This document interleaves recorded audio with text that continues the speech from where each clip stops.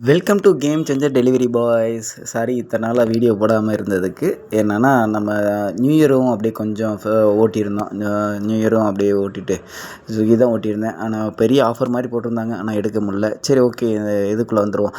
என்னென்னா நம்ம ஜெயிச்சவங்களுக்கு ஒரு சின்ன பரிசு தரேன்னேன். அழகேந்திரன்றது தான் இந்த டைம் ஜெயிச்சிருக்காரு. போன டைம் வந்து ரமேஸ்வரர் அவங்க 2 பேர்த்தின் சார்பாக அப்படியே ஒரு 10 பேர்த்துக்கு சாப்பாடு வாங்கி கொடுக்கலான்னு பார்த்தேன். அதில் பிரியாணியை வாங்கி கொடுத்துருவோன்ட்டு அப்படியே புளியந்தோப்பு லைனில் தான் போயிருந்தேன். போயிட்டு அந்த கடையில் ஒரு 7 வாங்கிட்டேன். மிச்சம் 3 வந்து லாஸ்ட்டில் சொல்கிறேன். 7 வாங்கிட்டு அப்படியே பிரியாணி வாங்கிட்டு அப்படியே ஒன் பை ஒன்னாகவே எடுத்தோம். தனித்தனி கவரில் போட்டுட்டு அப்படியே பேக் பண்ணியாச்சு. பேக் பண்ணிவிட்டு எடுத்துகிட்டு கிளம்பிட்டேன். என்ன வாசனை எனக்கே அள்ளிச்சு. எனக்குள்ளேயே உட்காந்து சாப்பிட்லான்னு போல் இருந்துச்சு.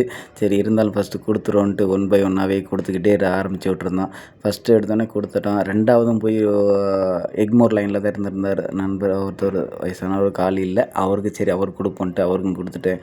அப்புறம் 3வதாக வந்து ஒருத்தர் ரொம்ப படுத்திருந்தார். சரி, அவரெல்லாம் சொல்ல வேணாம் அப்படின்னு அவருக்கு ஒரு இது கொடுத்துட்டு அதுக்கடுத்து ஒன் பை ஒன்னாகவே கொடுத்துட்டு கிளம்பிக்கிருந்தோம். என்னென்னா இந்த சைடு எப்போயுமே சாப்பாடு வாங்குறதுக்கு ஆள் இருக்கும். இப்போ எல்லாம் எங்கே யாருமே இல்லை. அப்புறமேல ஒரு அக்கா தான் இருந்தாங்க. அவங்களுக்கு ஒரு பிரியாணி வாங்கி கொடுத்துட்டு, அவங்க என்னென்னா பக்கத்துலேயே எங்கள் அம்மாவும் இருக்கிறாங்க, எங்கள் அம்மாவுக்கு ஒரு பார்சல் தாங்கப்பா அப்படின்ட்டு இருந்தாங்க. சரின்ட்டு கொடுத்துட்டு, அது பக்கத்தில் இன்னொருத்தவர் வந்து சென்னைக்கு வந்து புதுசுன்னு நினைக்கிறேன் எனக்கு தெரிஞ்ச அவர். எப்படின்னா ரொம்ப சாப்பாடுக்கு ஒரு மாதிரியாகவே இருந்துச்சு. ஏன்னா அவர் ஃபேஸை பார்த்தோன்னே எனக்கு ஒரு மாதிரியா இருந்துச்சு. சரின்ட்டு அவர்கிட்ட போய் கொடுத்துட்டு அவர்கிட்ட கொஞ்ச நேரம் பேசினேன். இல்லை, ஓகே, ஒன்றும் பிரச்சனை இல்லை பிரதர், நான் கிளம்பிடுவேன் அப்படின்ற மாதிரி பேசிக்கிட்டு இருந்தார்.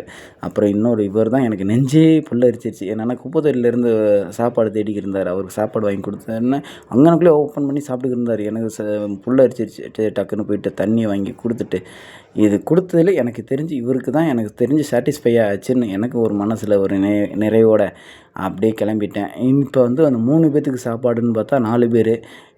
என் நண்பர்கள்லாம் என்ன சொன்னாங்கன்னா, கஷ்டப்படுறதுல நாங்களும் 4 பேர் தான்ப்பா, எங்களையும் சேர்த்துக்கோப்பான்ட்டு அப்படின்னு நண்பர்கள்லாம் கூட்டிகிட்டு போயிட்டு அப்படியே ஒரு ஹோட்டல் மீனவம் உணவகம் அங்கே போயிட்டோம். போயிட்டு ஒரு மீன் சாப்பாடு ஒன்று ஆர்டர் போட்டுட்டு சைடிஷ்ஷு ப்ரானு, எறா, நண்டு, எறா, அதுக்கு கடம்பா, அப்புறம் சுறா புட்டு எல்லாமே ஒவ்வொன்றும் வாங்கிட்டு அப்படியே சாப்பிட ஆரம்பித்து விட்டுட்டோம். என்னென்னா இத்தனை நாள் ஓட்டிட்டு ரொம்ப டயர்டாக இருந்துச்சு. அதனால் கொஞ்சம் ரெஸ்ட்டை போட்டுட்டு அப்படியே பசங்களோட சாப்பிட்டு அப்படியே என்ஜாய்மெண்ட் பண்ணியாச்சு இன்னையோட. அதுக்கடுத்து இந்த வீடியோட முடிஞ்ச அப்புறம் நான் பெங்களூர் தான் கிளம்புற மாதிரி இருக்கேன். சென்னையில் வந்து ஒரு ஒரு 5 டேஸ் மட்டும் ஒர்க் பண்ணுவேன். ஒர்க் பண்ணிவிட்டு நான் கிளம்புவேன்.